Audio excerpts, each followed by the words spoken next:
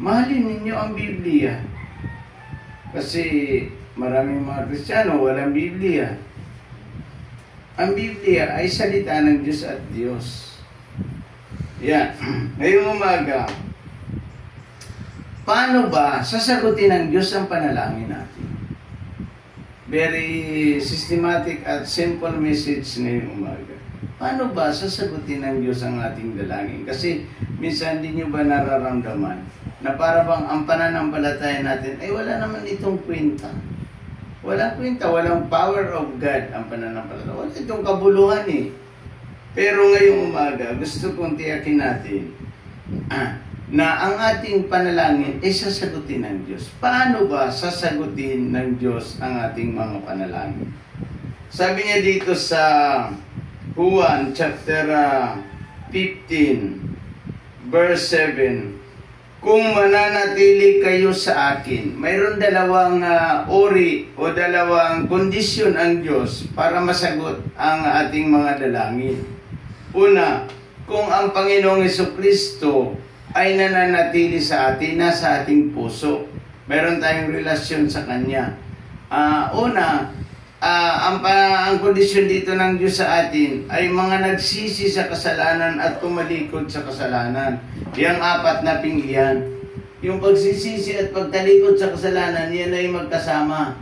Itong dalawang ito ay magkasama yan.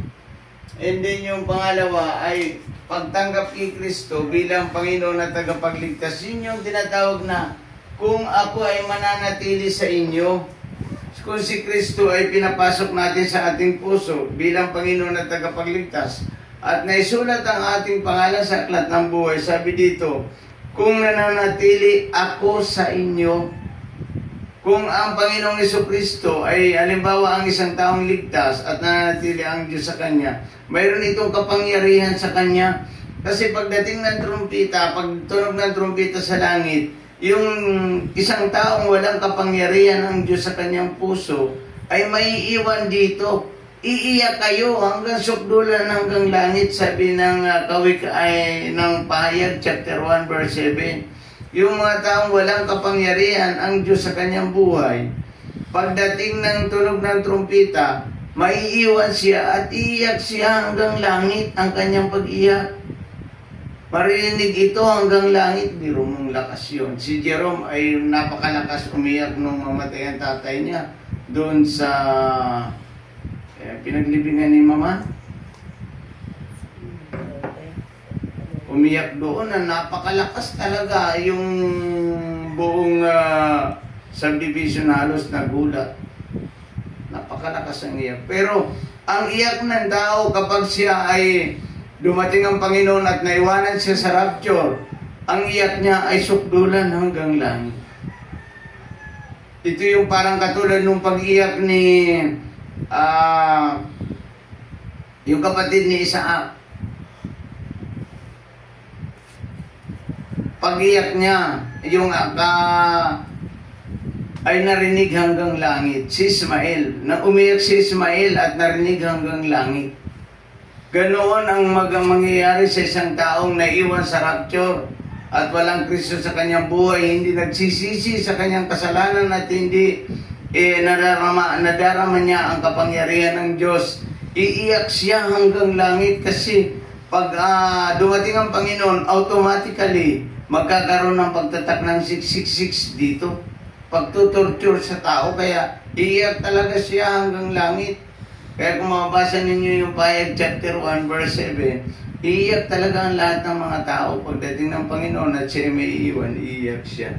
Kaya sabi niya dito, para tugunin ng Diyos ang ating mga dalangin, una, kailangan may relasyon tayo sa Diyos at anak tayo ng Diyos. At ang kapangyarihan ng Diyos ay nahayag ito sa ating mga buhay. Nahayag ito sa ating mga buhay. Pangalawa, kung ang mga salita ko ay nananatili sa inyo. Una, kung nananatili sa atin ang ating Panginoon. Pangalawa, kung ang mga salita ng Diyos ay nananatili sa atin. Ano ba yung ibig sabihin na kung ang mga salita ng Diyos ay nananatili sa atin?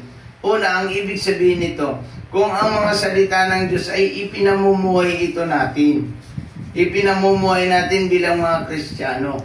ang mga salita ng Diyos ay pinamumuhay natin, sabi ng Biblia, ay iyon ang ibig sabihin ng pananatili.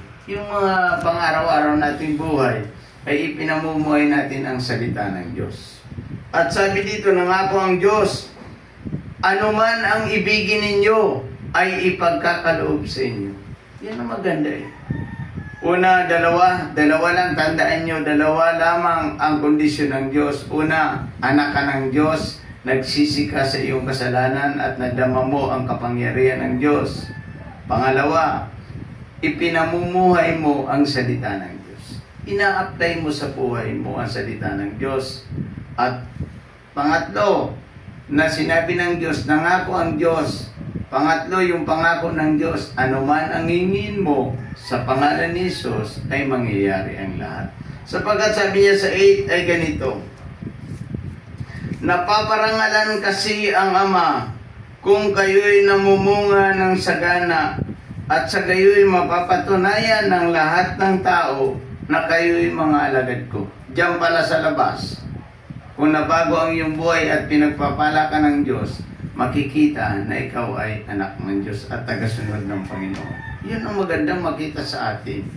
Bilang mga Kristiyano, naway dalangin ko na makita sa atin yung ating tinanggap na Panginoon bilang Panginoon at tagapagligtas ng ating buhay. Dalawa lamang po ang kondisyon ng Diyos para sagutin ang panalangin ng tao. Una, si Kristo ay nanahan sa ating mga puso. Pinapasok ng tao sa kanyang puso at siya ay nanahan. Pangalawa, yung mga salita ng Diyos ay ipinamumuhay ng isang Kristiyano. Pinamumuhay niya ito. Ginagamit niya ito sa pang-araw-araw na kanyang buhay. At sa gayon, nangako ang Diyos na anuman ang hingiin mo ay mangyayari ito sapagkat ikaw ay may Kristo sa buhay at ipinamumuhay mo ang kanyang mga salita. Purihin natin ang Panginoon ngayon.